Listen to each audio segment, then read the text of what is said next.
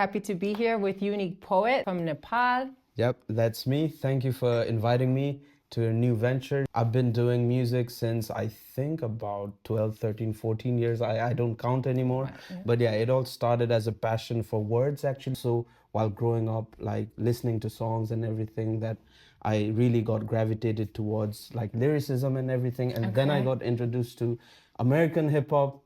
And yeah, I mean, it was something about hip hop that really gravitated me towards it. And then I just stuck with the pen, started writing, and yeah, like I really love to express myself in English, like while I'm rapping, basically. Right.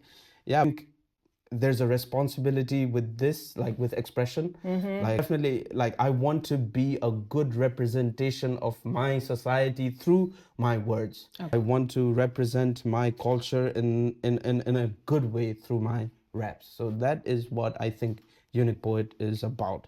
Right. And I think like going back to getting these downloads, I like to call them downloads, where the creativity comes, Yeah, right? yeah, I mean, I think when you were young, that was your first kind of inspiration where you said, oh, I'm awakened to something new in me. I mean, how do you describe that as when you're expressing yourself? Like, is this a contact with another version of you, or express that a little bit? When I first started, I think it was more imitation than download. Right. Because I was looking at rappers and I was like mostly trying to be like them. Okay. So I don't know if that was pure download or not. Yes. But as I started writing and as I started finding my own identity through writing and expressing and rapping, I think that's when the download actually started. Right. Like sometimes I even say, I've said it in multiple interviews. Once I sit down writing, it'll maximum take me 20 to 25 minutes to finish the thing.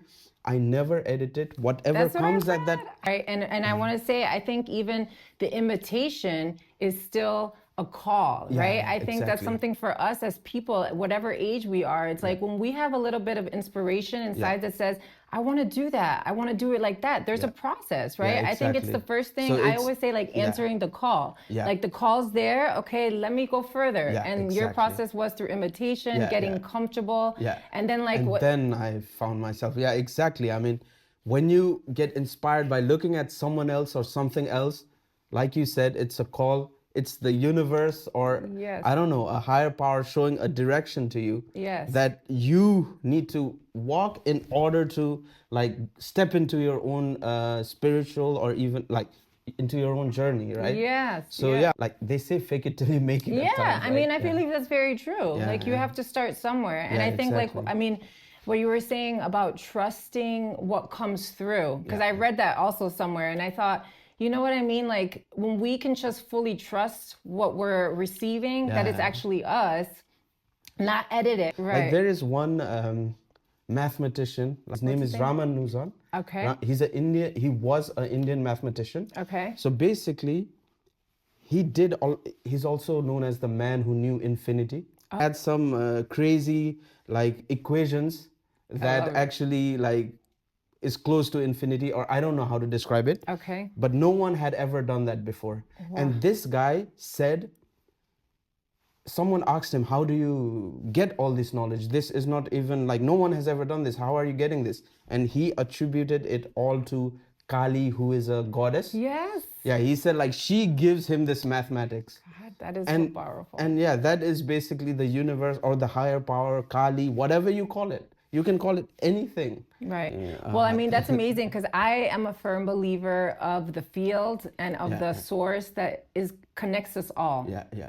We can all tap into these energies, and I do like energy work to quiet down the material world, the 3D world, so that we can tap in and open ourselves. That's something that I think That's something that I like do when I'm writing. Obviously, that is one phase. Like when I write, I zone out, and that's the moment. I know that, and I've also experienced that in other aspects like meditation. Yes. Like I've gone to so many different type of meditation like places, just trying to find myself, because I think I was like very lost at one point. And I went from every Hindu school where they teach not every, but many, where they teach meditation, to Buddhist schools, and like a lot of things. I tried everything. Well, great. I mean, but did that help you evolve? Yeah, into, it definitely did. So like, for example, I would feel very drained out. Like sometimes, like if I'm trying to do something, I do it for a while and then I feel drained out and then I don't do it. Like I used to have this kind of like reaction to the things in this 3D world, right? Yeah. Like it would drain me out because I was more of an introvert who would just like to sit and write, but you have to act out in the world, right? And that would really drain me out. But then I went to this Vipassana meditation. So it's like a... Is that the silent meditation? Yeah, it's where you're not allowed to talk. I was going to do that in Thailand. I was actually, so go on. I did it in Nepal, Buddha Kanta. I think that's one of the best places that you can do Vipassana in. Definitely go to Nepal. Okay. And do it. But yeah, I mean, in Nepal you can do many things. So yeah. Well, I'm with you guys now. You guys will give me the hookup. Yeah. And the thing is, after the 4th day, they teach this technique. After that, it happened to me. Like I would just basically after I finished this 12-day meditation, I'm still not drained out. Like it's been almost 4 years. But I'm still like doing what I'm supposed to, you know. Wow. And it is not draining me out, which is like really good. And I think because I went to Vipassana, like it happened. But I mean, I think that's really a good point, that we can energetically prepare ourselves to go out in the world. Like I have a routine every morning. I go in the mountain, and I feel also, because I have so many parts of my life, that I need to put myself in a bubble of light. Exactly. So like we need to, like, these are some practices. We create our own reality, and what you just did, a bubble of light. Like you're choosing to create a positive, like, reality for yourself, and you bring that out to the world. It's only gonna give you more positive, which is good. And I think also through your rap, I mean, now talking about the words that you're channeling, or that is your higher self expressing, I feel like now, especially, well, always in the world, we need more of that, right? Exactly. To really communicate for the people. I mean, what is the basis of your rap? Like for you, what is the heart piece? Yeah, I mean, for me is mostly, I want to be inspired, right? I want to be inspired first. And if I'm inspired, then eventually when I put it out, other people will resonate with it as well. So that is always the thing. But I also like to address a lot of social issues that happen in Nepal into my songs, so that people can learn from it, or like change their mind about certain thing. Like for example, like I have a song called Mero Desh Birami, which says my country is sick, but it's not actually a depressive song. It is actually a call for change.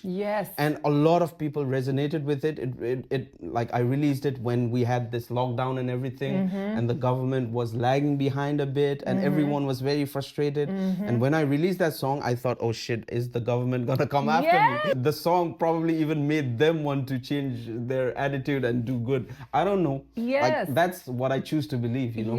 So, I know. I heard some of those lyrics, and I was like, I think, like, you know, I'm born in America, Colombian American, but what's happening in America, I guess we've been so sheltered to think that it's always outside of our country with this whole like dictatorship and everything. And I just feel, looking at everything that's happening, we need to spread our light more. We need to talk about it. We need to not be afraid. I'm gonna start writing a new album now.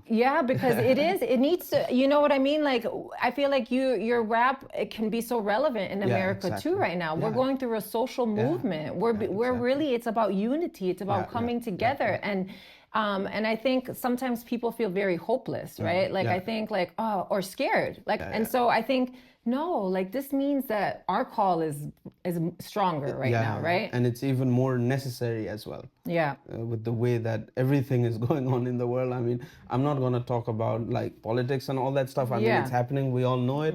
But I mean, we definitely need to step our game up, bring more positivity, like make sure that everyone learns to create that bubble of positivity so that they can share it in the world. And hopefully I can do that with my lyrics. Let the universe and our guides and our angels, I don't know if you believe in that, but like let them orchestrate it for us and then see how it manifests.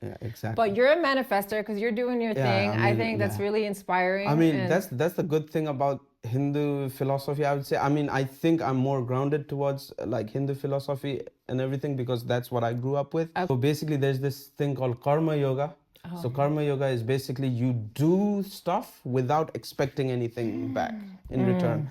And I think like when I try to visualize an outcome or a result, yes, it will motivate me. But I think I already feel like I have it. I already feel gratified. So I don't actually work towards like completing it. So instead of that, like if I just believe that I'm here to just do what I know in the most positive way I can and try to do good in the world, but I do not expect anything back. I think that is also beautiful. And I think that is how I manifest my reality. That's a beautiful message because I actually was just reading something about this, but it's like to do things without expectations. God knows that it's about just doing it for expression and trusting and see what comes around, you know? Yeah, exactly. And that's a beautiful inspiration for everybody. Yeah, exactly. Let's just do it for what the call is. I always say answering the call, you know? And we've not been so long in this world. Yes. So we're all learning. Exactly. I mean, maybe we did have our past lives, but let's not go into I've been there. I've had many.